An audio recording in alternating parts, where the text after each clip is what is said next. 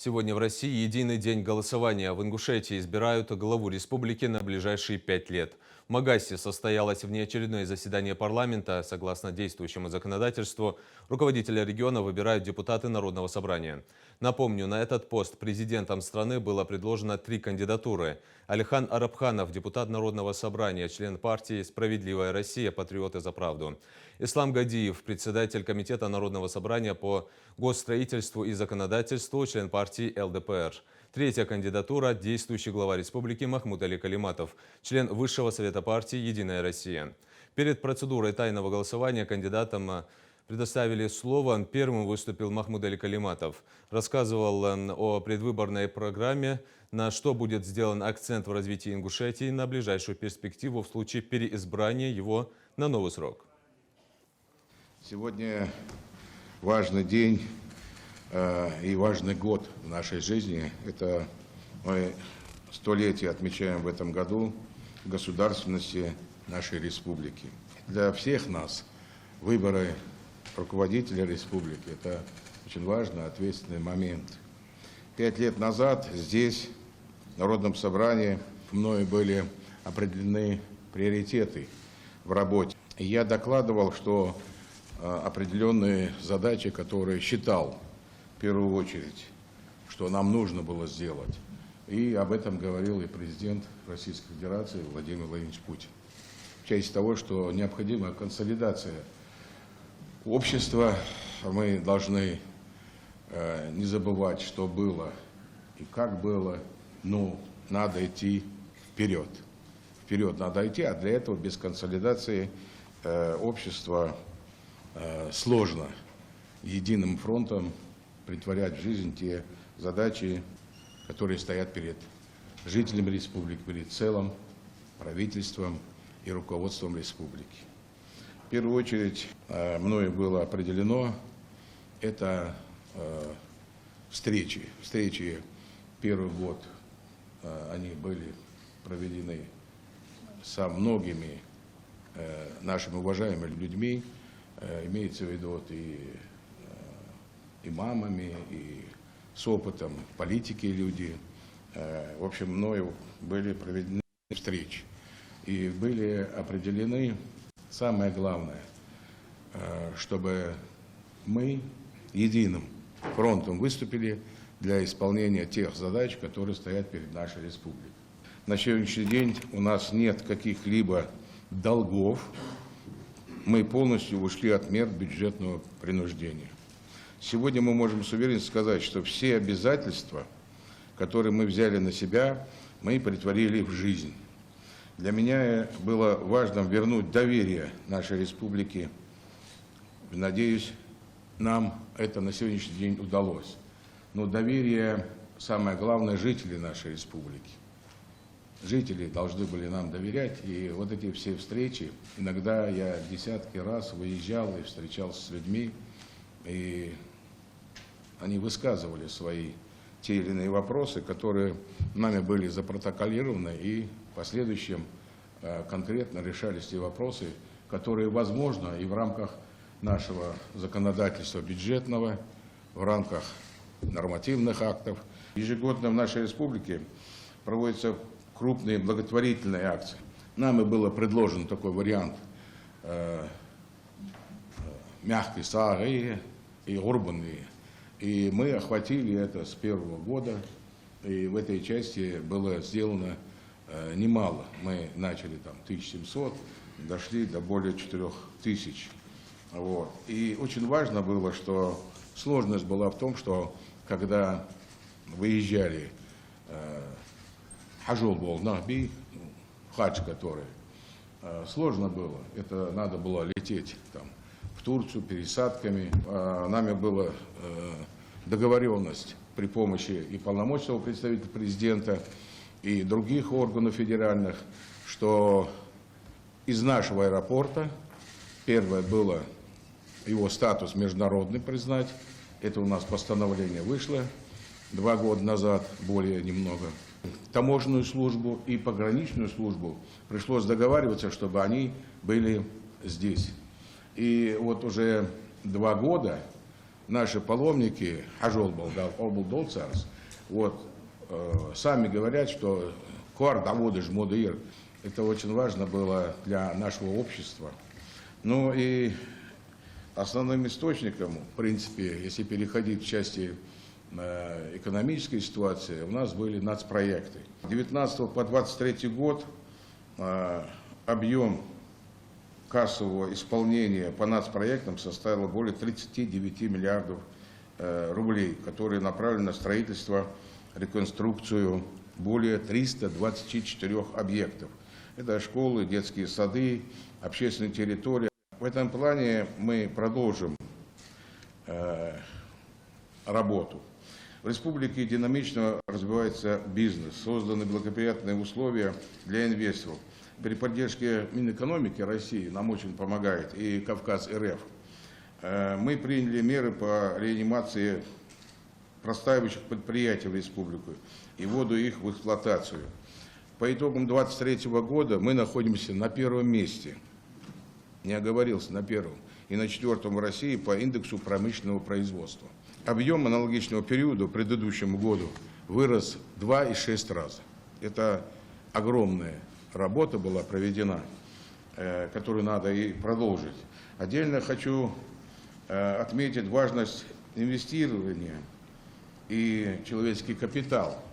Мною был инвестсовет лично возглавлен, и у нас в портфеле там собралось около 40.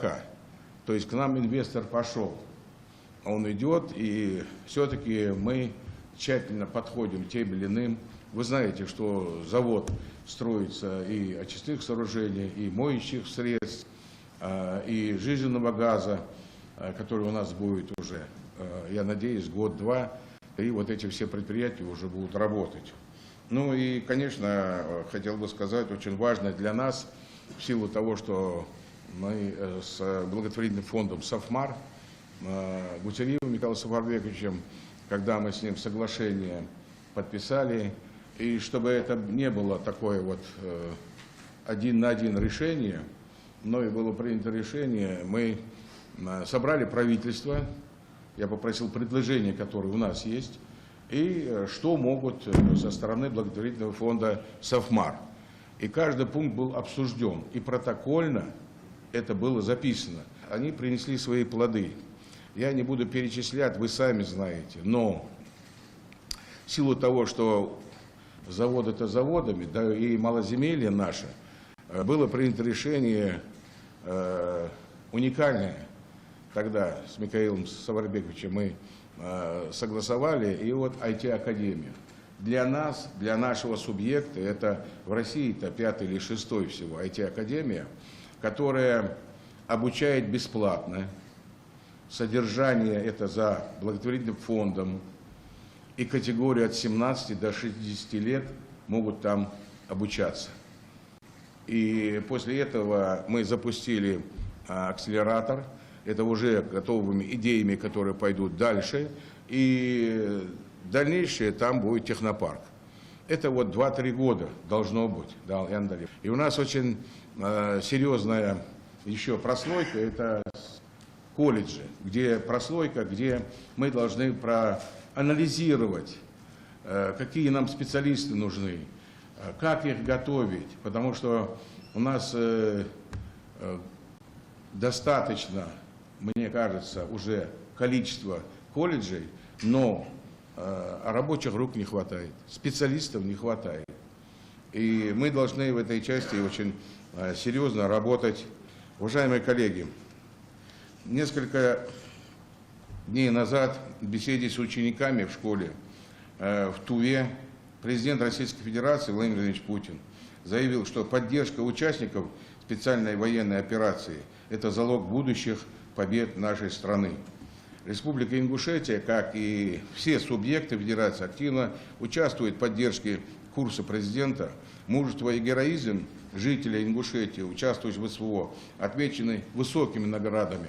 И вы знаете, это у нас герои России, к сожалению, 2 погибших, но и ребята, которые Давянчан дал, Геш Долцер дал.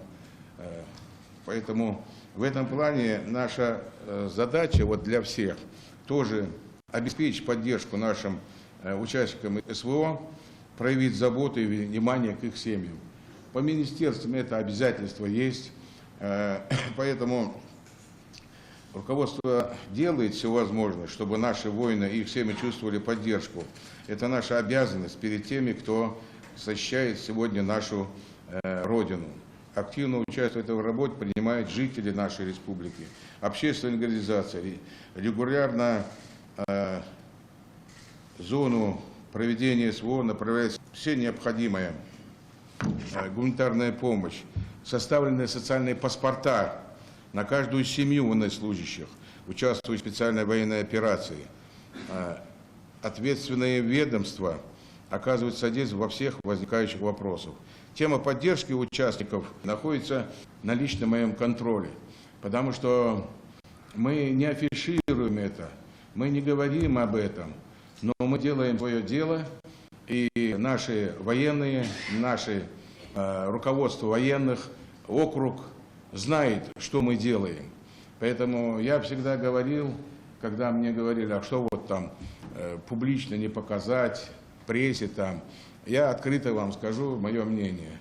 Хоть 100 тонн, хоть 500 тонн, чего бы не было, техники или другого, и погибший наш ребенок, солдат, он перевесит вот эти всякие наши тонны.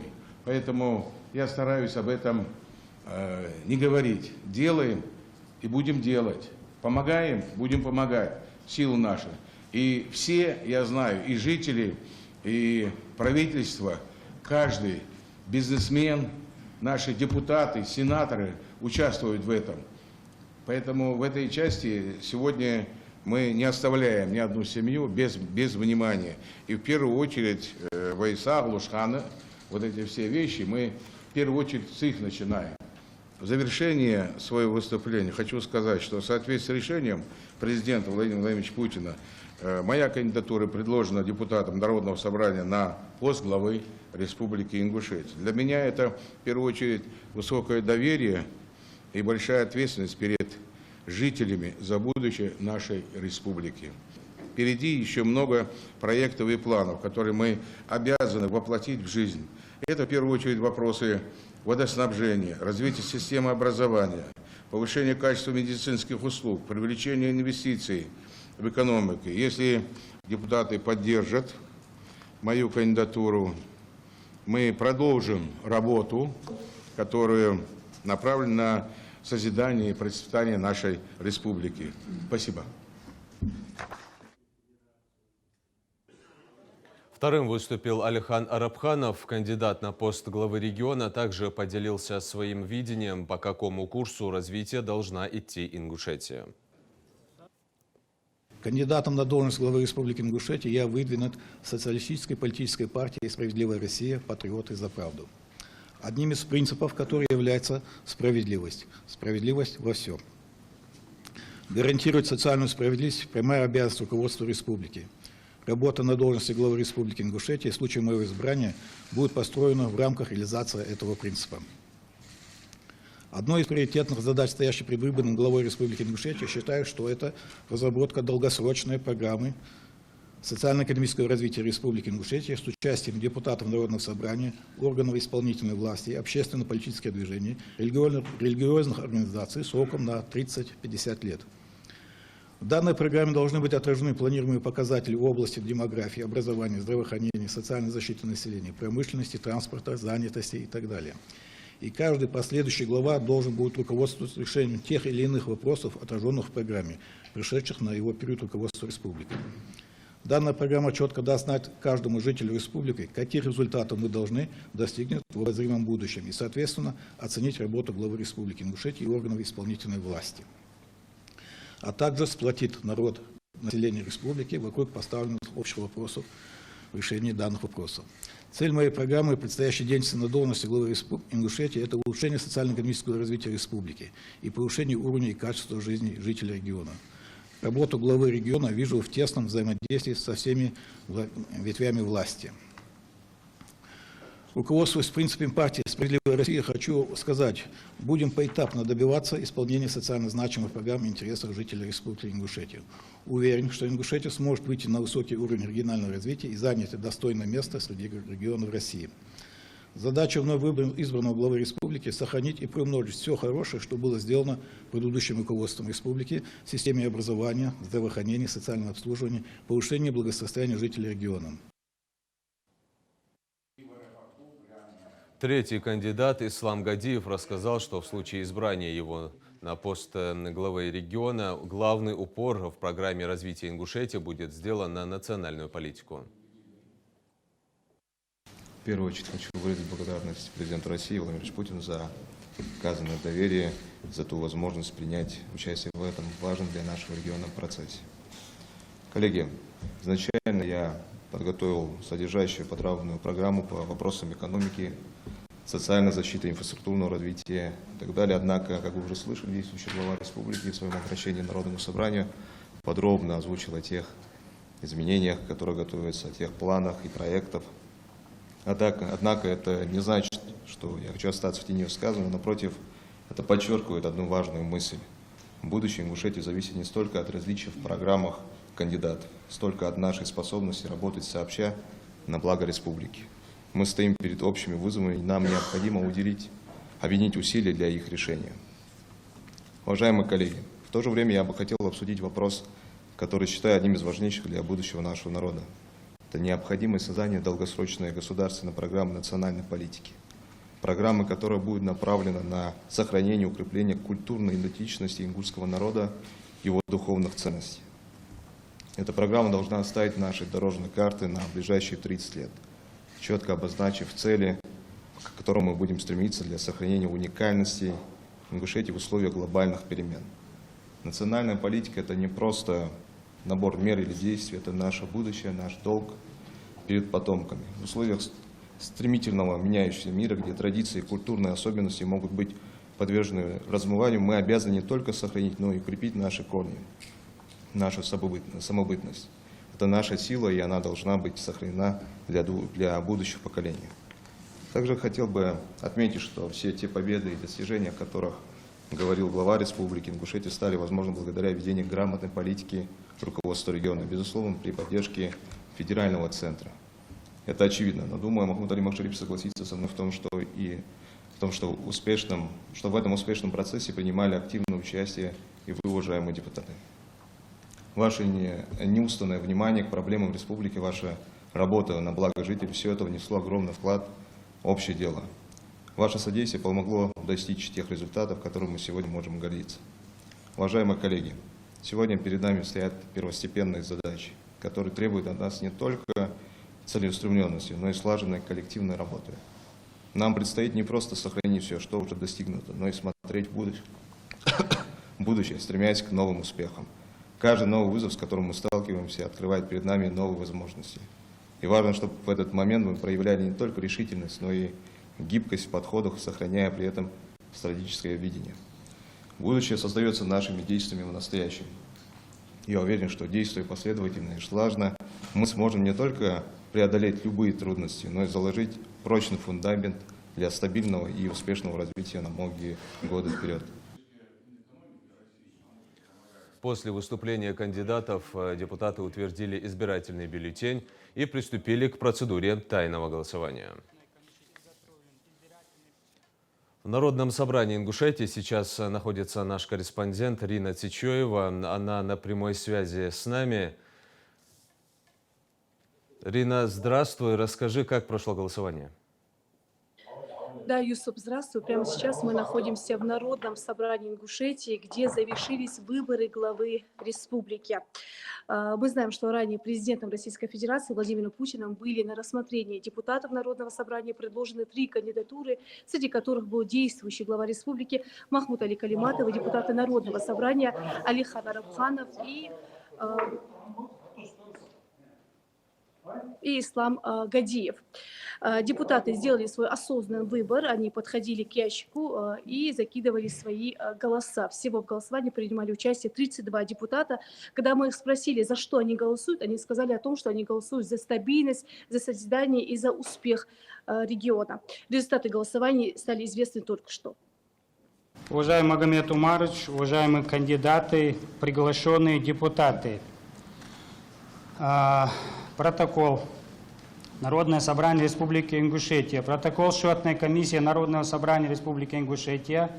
По итогам тайного голосования по избранию главы Республики Ингушетия город Магас 8 сентября 2024 года. В избирательный бюллетень для тайного голосования внесены кандидатуры Арабханова Алихана Зяуддиновича, Гадиева Ислама Гиланевича, Климатова Махмуд Али Макшариповича.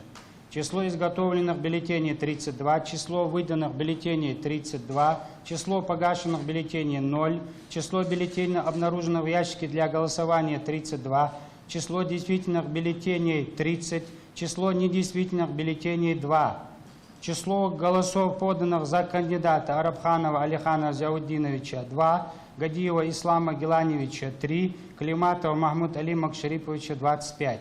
В соответствии со статьей 18 Федерального закона от 6 октября 1999 года номер 184 ФЗ об общих принципах организации законодательных, представительных и исполнительных органов государственной власти субъекта Российской Федерации и законом Республики Ингушетия от 8 мая 2013 года номер 6 РЗ о порядке избрания главы Республики Ингушетия Народным собранием Республики Ингушетия на должность главы Республики Ингушетия избран Климатов Махмуд Али Макшарипович. Подпись председателя. Подпись председателя счетной комиссии, секретаря и члена счетной комиссии имеется.